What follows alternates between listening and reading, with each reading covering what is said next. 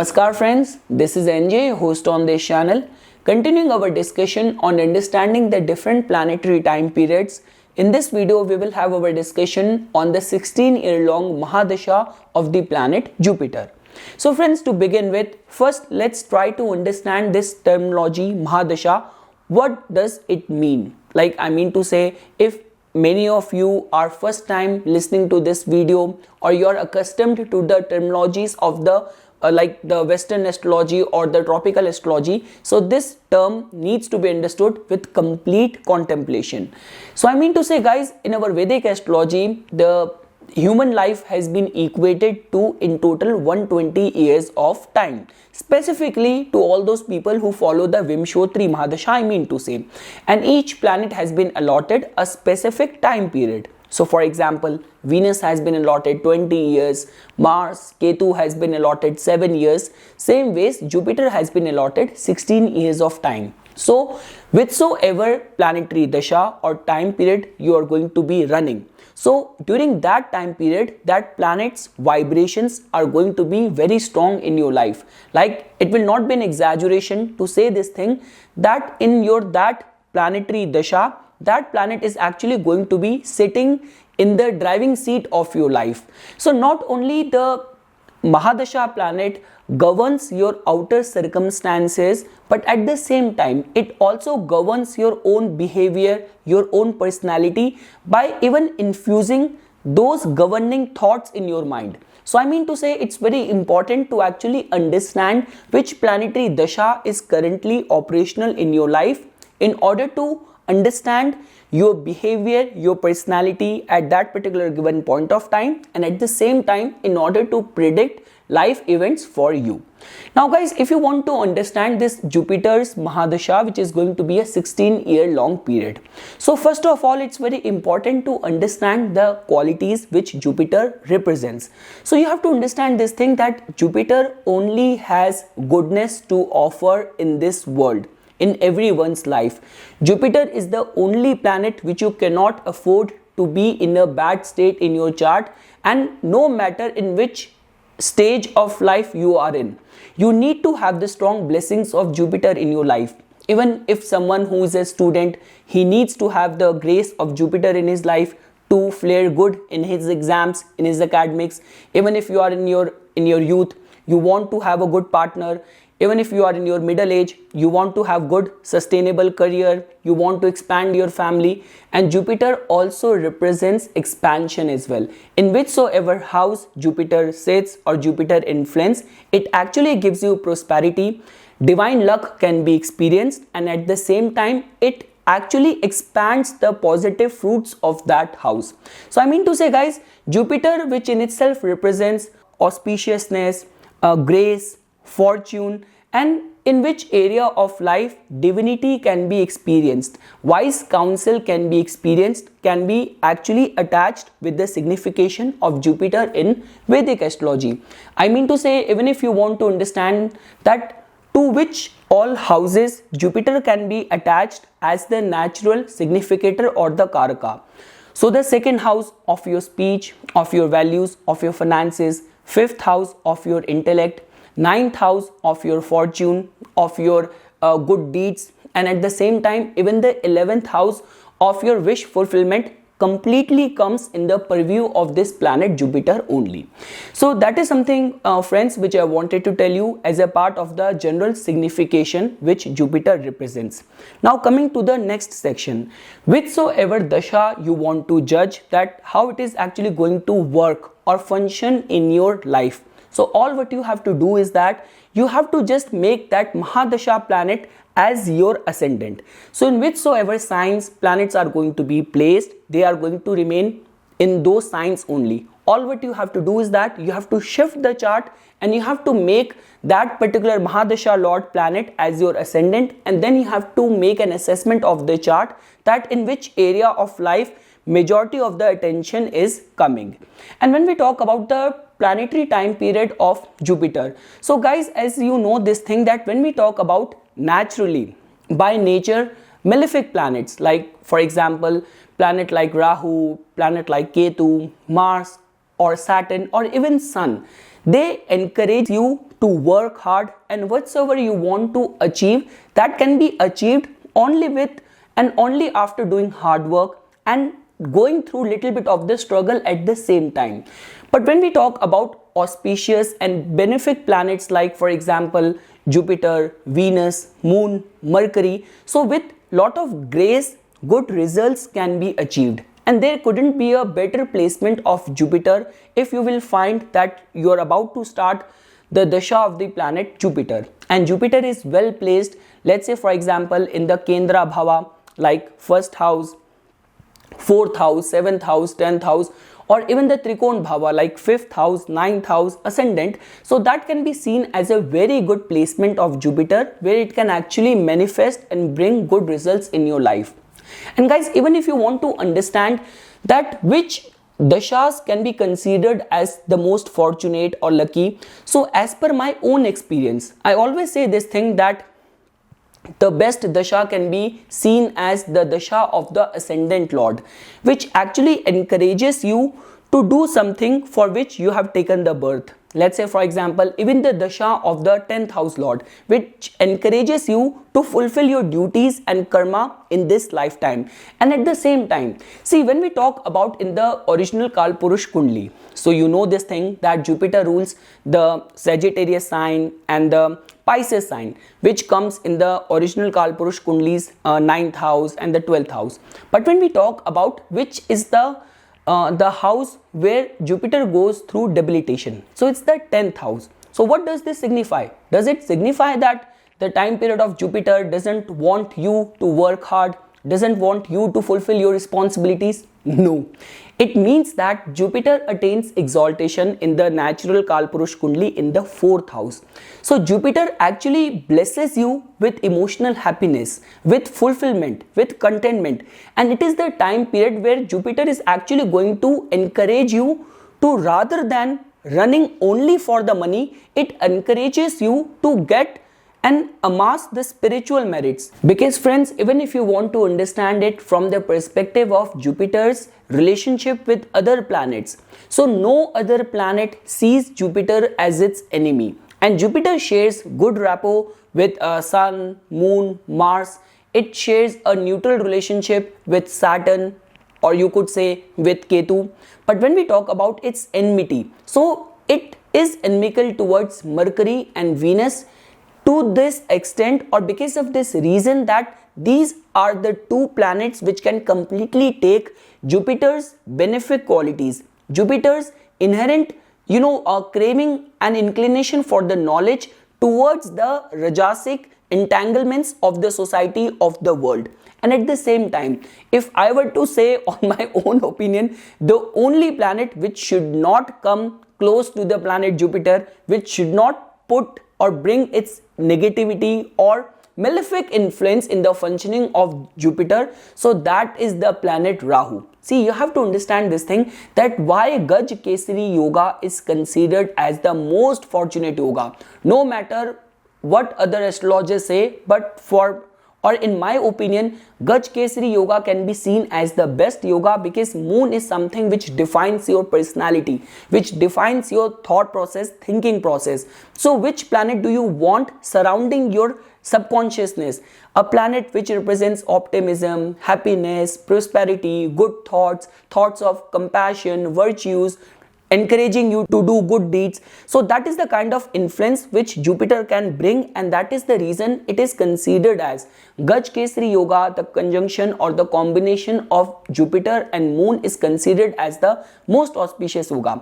And the most malefic yoga can be seen as the Guru Chandal Yoga, when Jupiter comes in the influence of the planet Rahu. Now you have to understand this thing, that in which regard Jupiter gets contaminated or afflicted because of the energies of Rahu, in a way that, see, Rahu has the capacity or potential to give you success, to give you fame, to give you all the materialistic accomplishments. But all of those things come without having any contentment. You might have all the riches in the world, but still your life is going to be miserable, because you're not happy deep from inside. You're still craving for more. So I mean to say, when we talk about the Jupiterian energies even in the Mercury or the Venus sign or even in their influence can still function in a better way, in a Rajasic way. There might not be the spiritual involvement over there, but still there will be capacity or potential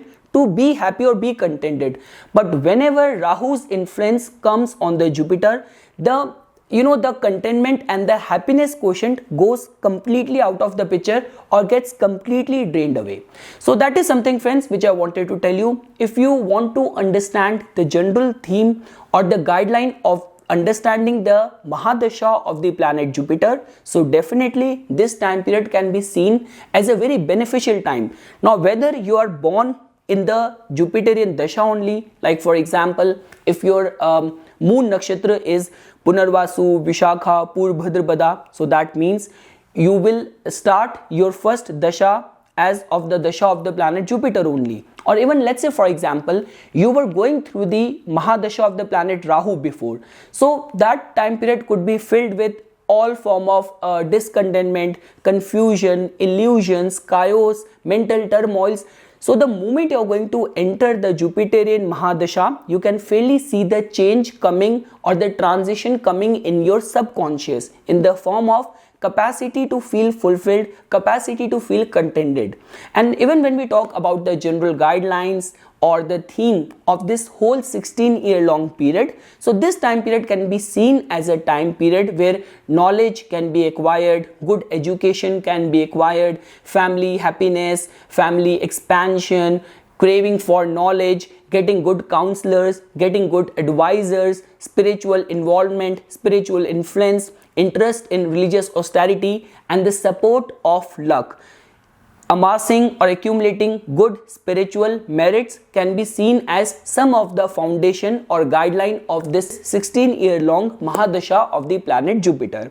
So friends, before we will conclude our today's topic, let's try to get deeper into understanding this 16-year-long Mahadasha by breaking it down into further subcategories of Antardasha as well. Like I mean to say, if metaphorically Mahadasha Lord planet can be seen as the driver of your life at its operational time, so with Antardasha Lord we are going to get a co-driver as well. So the results are going to manifest in your life on the basis of, first of all, the relationship between the Mahadasha Lord and the Antardasha Lord, the distance between the Mahadasha Lord and the Antardasha Lord in your chart, and thirdly, their individual strength and dignity in your chart. So I mean to say, Jupiter Mahadasha is going to be a beginning with the same Jupiter Antardasha only. So this can be seen as a time period or as a testing phase, which is going to give you this hint that how your complete 16-year-long Mahadasha is going to be turning out. And at the same time, I always recommend this thing to all of my clients that during this first phase, it is very important for you to welcome this Dasha by inculcating the seeds of faith in your constitution, in your thought process, in your personality. Whatsoever your religion is or your faith is or belief is, becoming a part of the religious austerities and taking the advices with a reverential attitude is going to be the key during this Antardasha. I mean to say, now the advisors which you have in your life, whether those are your bosses, your parents, or whether people of spiritual significance, but take all of those advices seriously with lot of respect. Now, if you want to understand the Saturn's Antardasha, so you have to understand this thing that they both have got this potential to teach you. Now, Jupiter can teach you with knowledge, with good advices, and Saturn can actually teach you with experience. So I mean to say, I have never seen any of the major obstacle which native can face during this Antardasha. Rather, in a way, this Antardasha can be seen as a good time period where whatsoever prosperity Jupiter is trying to bring in your life, Saturn can actually pave foundation to that. There could be little bit of the delays, but at the same time, this time period I have seen where people actually learn a lot. And if you're in your chart, if Saturn is well placed, so promotion, getting admission to good colleges, desired promotions, I have seen people achieving all of those things. Now guys, moving to the next section. Now if you want to understand the Mercury Antardasha in the Jupiter's Mahadasha, so this time period I have seen brings a lot of travels, lot of specifically when we talk about exploration, when we talk about actually the real accumulation of the knowledge. So this phase or this Antardasha can be seen as very promising of that. The only thing which I always advise to people is that try not to get completely overwhelmed or completely lost in the Rajasic entities or involvements in your life, where you are actually compromising in the true nectar of knowledge which you can experience in this Mahadasha of the planet Jupiter by involving in doing all the religious and righteous deeds. Now guys, moving ahead, if you want to understand the general results of the Ketu's Antardasha, so you have to understand this thing that in our chart,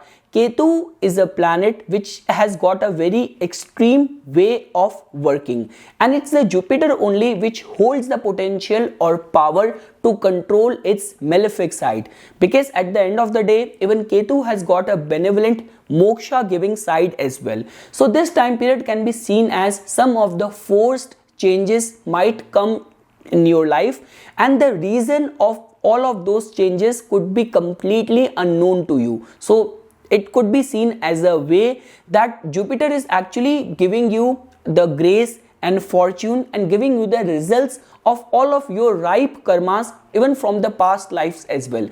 So I mean to say, this Antardasha can be seen as where your mind could be drifted or inclined towards doing holy deeds, spiritual deeds, all kind of religious austerities, some sort of change, some sort of transformation, migration, people changing profession, people changing cities. So all of those things can also happen.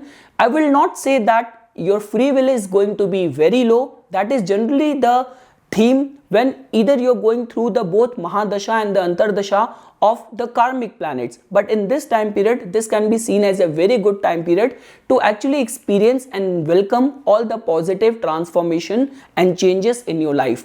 And whatsoever religious austerities you're going to do, that can actually strengthen the prospect of your luck and fortune at the same time. Now guys, moving ahead, if you want to understand the general guidelines of the Venus Antardasha, so this time period can also be seen as very good time period, specifically if in your case any of the concerns of directly Venusian professions qualify in your case, or any of the domestic lifetime events qualify in your case. Because guys, still, like when we talk about marriage, it's a lifetime event. When we talk about getting the blessings of children or getting the progeny, so all these things are the lifetime events. So I mean to say, if in your case all those things qualify, so in the Antardasha of the Venus, settlement of the family or the domestic matters can actually take priority or could actually fructify or happen in someone's life. So from all of those perspectives, this time period can actually be seen as a very blessed time. I have also seen people making good money and accumulating and amassing good wealth as well during this Antardasha of the planet Venus.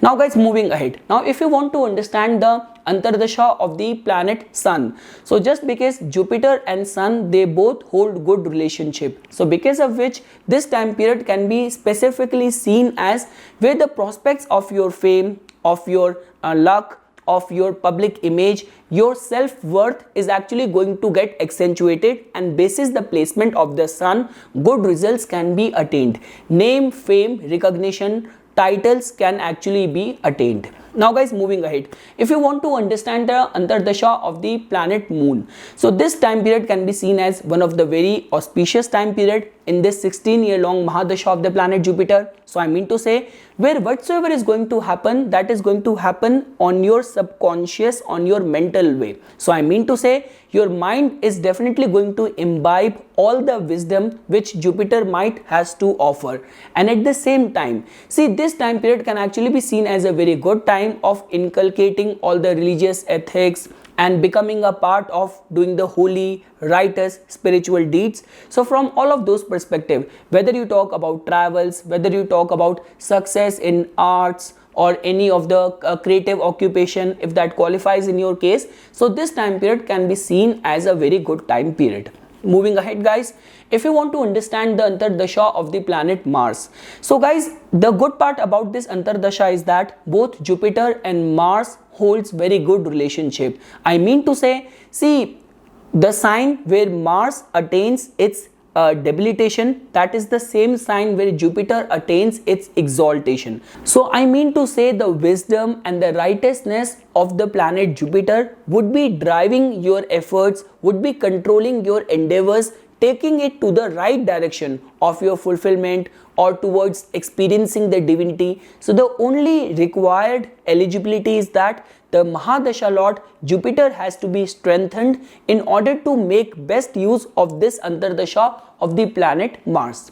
And guys, lastly, the most vulnerable or the sensitive time period in this whole 16-year-long Mahadasha of the planet Jupiter is the Antardasha of the planet Rahu. So let's say, for example, if in your chart Mahadasha Lord Jupiter is strengthened and Rahu is not afflicting your moon, or Rahu is not being placed in the sensitive Dushtana Bhav or in the water signs, so then in those kind of circumstances good results can be attained, but there will definitely be at the end the most auspicious or fortunate 16-year-long Mahadasha in the last section of its Antardasha might still end up with little bit of the concerns of discontentment or wanting more. So that is how you can see energies reverberating in the whole Mahadasha or 16-year-long Mahadasha of the planet Jupiter.